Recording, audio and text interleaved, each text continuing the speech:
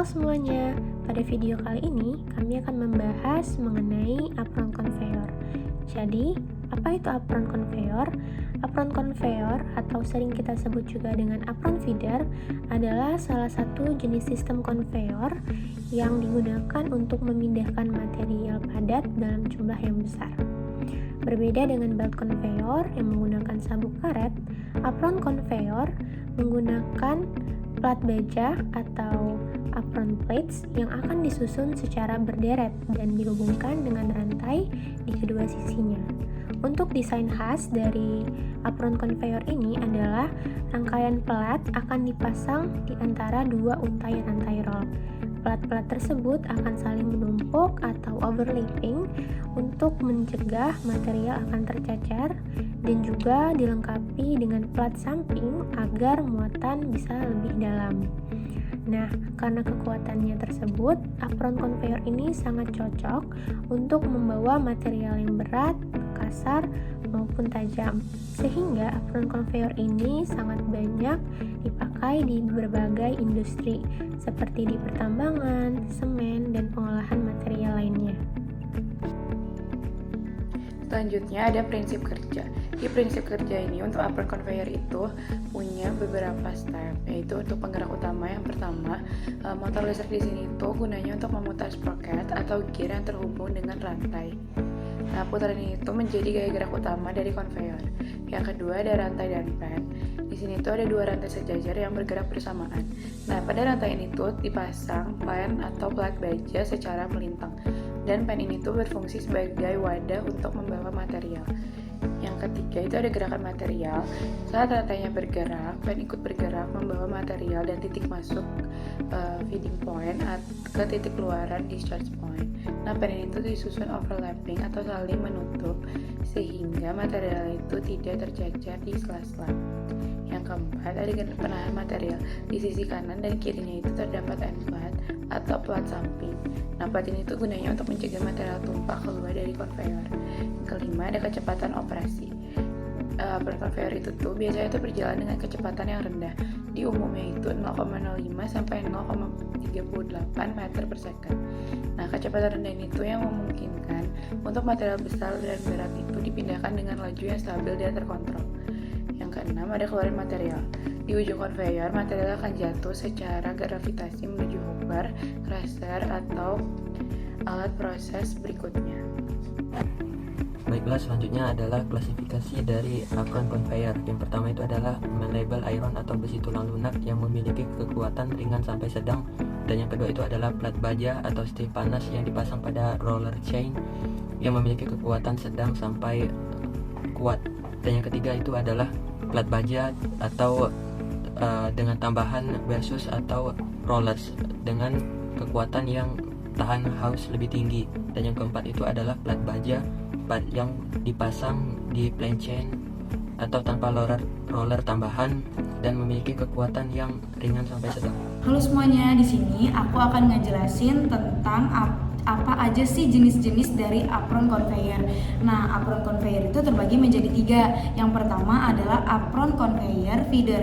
Apron conveyor feeder adalah apron yang digunakan untuk mengangkut alat-alat berat namun dalam skala hal yang masih standar, yaitu digunakan dalam industri pertanian, industri pertambangan, dan industri pengangkatan mineral. Lalu yang kedua adalah apron conveyor straight atau apron conveyor biasa. Apron conveyor biasa sendiri biasanya digunakan dalam skala yang umum dan konstruksi skala kecil. Lalu yang terakhir adalah apron pan conveyor. Nah, apron pan conveyor sendiri adalah apron yang digunakan dalam skala yang besar dan umumnya untuk mengangkut industri-industri yang sangat berat. Selanjutnya ada faktor penentu pemilihan alat transfer apron conveyor. Yang pertama itu ada sifat material. Sifat material ini tuh karakteristik seperti ukuran, berat, keabrasifan, dan kelengketan material itu tuh menentukan kekuatan, bahan, dan desain alat yang diperlukan. Yang kedua ada tinggi jatuh. Semakin tinggi material jatuh, semakin besar juga energi impact. Untuk tinggi jatuh besar itu tuh diperlukan peredam kejut atau impact bed atau kit khusus untuk mengontrol aliran dan mengurangi keausan. Yang ketiga itu ada tujuan transfer. Di sini tuh gunanya untuk mengalihkan, membagi aliran ke 2 jalur ataupun menentukan jenis alatnya sendiri. Yang keempat ada pengendalian debu dan tumpahan. Material berdebu ini tuh memerlukan skirt seal dan juga sistem pengendali debu pada titik transfer untuk kebersihan dan juga keselamatan. Yang kelima ada biaya dan perawatan. Pertimbangan biaya di awal serta di akhir atau jangka panjang itu juga mempengaruhi, dan juga serta material tahan ausnya seperti AR plat itu tuh lebih mahal di awal tapi bisa dipakai dalam jangka waktu yang lama. Baiklah, yang selanjutnya itu adalah dasar atau faktor penentu pemilihan alat dari apron conveyor. Yang pertama itu adalah sifat material. Jadi karakteristik seperti ukuran, berat, keabrasifan, dan kelengketan material itu menentukan kekuatannya, bahan dan desain alat yang diperlukan. Yang kedua adalah tinggi jatuh. Jadi semakin tinggi material tersebut jatuh, semakin besar pula energi dampaknya. Untuk tinggi yang jauh lebih besar diperlukan peredam kejut untuk mengurangi keausan. Lalu yang ketiga adalah tujuan transfer, yaitu mengalihkan, membagi aliran ke 2 jalur atau mencampur material. Yang keempat adalah pengendalian debu dan tumpahan. Jadi material yang berdebu atau halus memerlukan sealing samping dan sistem pengendali debu pada titik transfer untuk kebersihan dan juga keselamatan. Apron conveyor banyak digunakan di berbagai industri.